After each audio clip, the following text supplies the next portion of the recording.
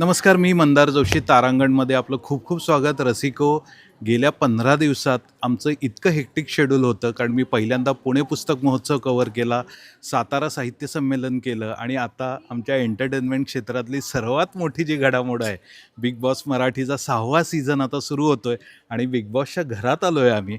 आणि आत्ता म्हणजे बिग बॉसच्या घरात आहे आणि माझ्याबरोबर आणखीन एक बिग बॉस आहेत, जे एंटरटेनमेंट इंडस्ट्रीचे आहेत. आमच्या गेल्या काही वर्षात अतिशय उत्तम शोज त्यांनी आम्हाला दिलेत. सतीश राजवाडे, तुमचं तारांगणमध्ये स्वागत आहे. आणि मी तर अवाक झालो आहे, कारण मी पहिल्यांदा आलो आहे बिग बॉसच्या सेटवर आणि मला तुमची फिलिंग जाणून घ्यायची आहे. तुमच्या मनात काय भावना आहेत आत्ता? मंदार, मला खूप आनंद आहे की आपण आज बिग बॉसच्या सेटवर भेटलो. अगदी. आणि जे जे मी नेहमी तुम्हाला सांगत असतो की मी तुमच्या सगळ्यांचा मित्र आधी आहे, कलिग आहे, बरोबर. एक क्रिएटिव्ह पर्सन आहे ज्याला तुम्ही गेले 25 वर्ष पाहताय.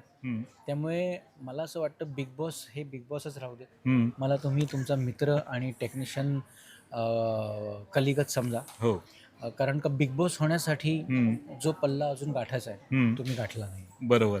पण आज खरंच आपल्या मनात म्हणजे मी भारावलेलं आहे. आपण एकत्रच फिरतोय. अरे कमाल आणि घर झालंय. हो पहिल्यांदा ना. मी सुद्धा पहिल्यांदा या घरी आलोय आणि आतमध्ये आल्यानंतर तुम्ही तर माझ्या अगोदर आला होता. मी आतमध्ये आल्यानंतर तुम्ही सगळ्यांनी माझा चेहरा बघितला असेल.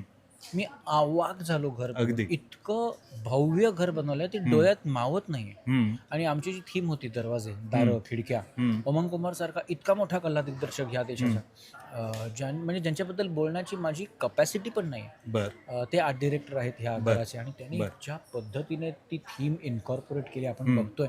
प्रत्येक छोट्या छोट्या गोष्टीमध्ये एक इंट्रिग आहे. प्रत्येक छोट्या छोट्या गोष्टीमध्ये काहीतरी सांगण्याचा प्रयत्न केलाय. बरोबर. जे बिग बॉसचं मेन DNA आहे की बिग बॉस हे घर असंच असतं. आणि माझी खात्री आहे यावेळी कंटेस्टंट सोबत हे घर सुद्धा खेळेल त्यांच्यावर. बरोबर. आणि जसं मी आधीच म्हटलं की हा 6वा सीझन आहे. 5 सीझननी प्रेक्षकांना वेड लावलेलं आहे. तुम्ही स्वतः हा शो फॉलो करताय. तुमच्या मते ह्या शोनी असं काय केलेलं आहे की सर्व प्रेक्षकांना त्यांनी बांधून ठेवलंय?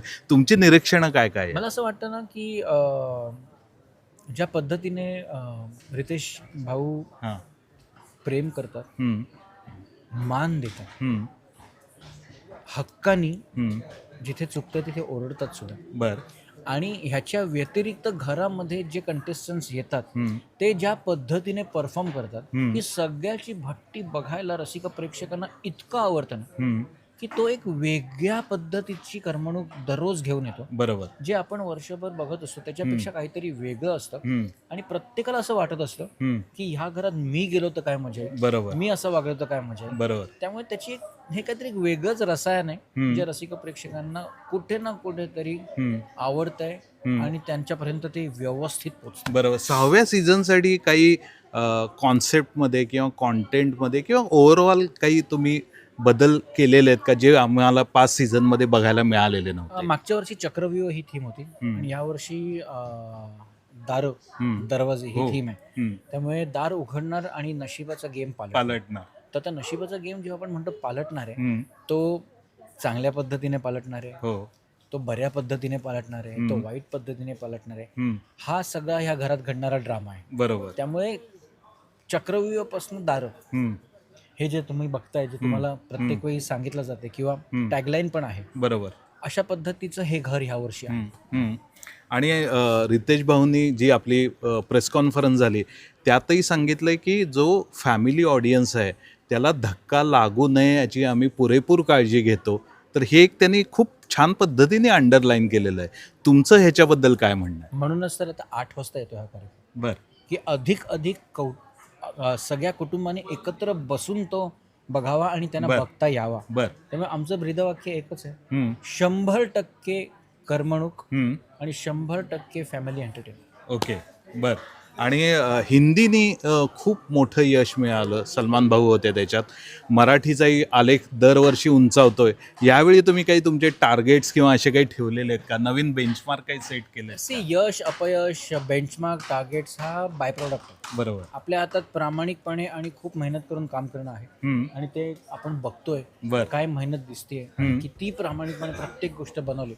त्यामुळे आम्ही सातत्याने प्रामाणिकपणे आणि खूप मेहनतीने काम करत राहू मला असं वाटतं मेहनत केल्यानंतर यश मिळतं.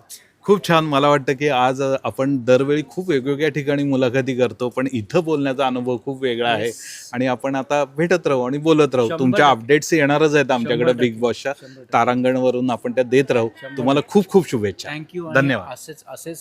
असंच धमाल करत राहूया, मज्जा करत राहूया आणि एकमेकांना भेटत राहूया. अगदी धन्यवाद. थँक्यू. थँक्यू.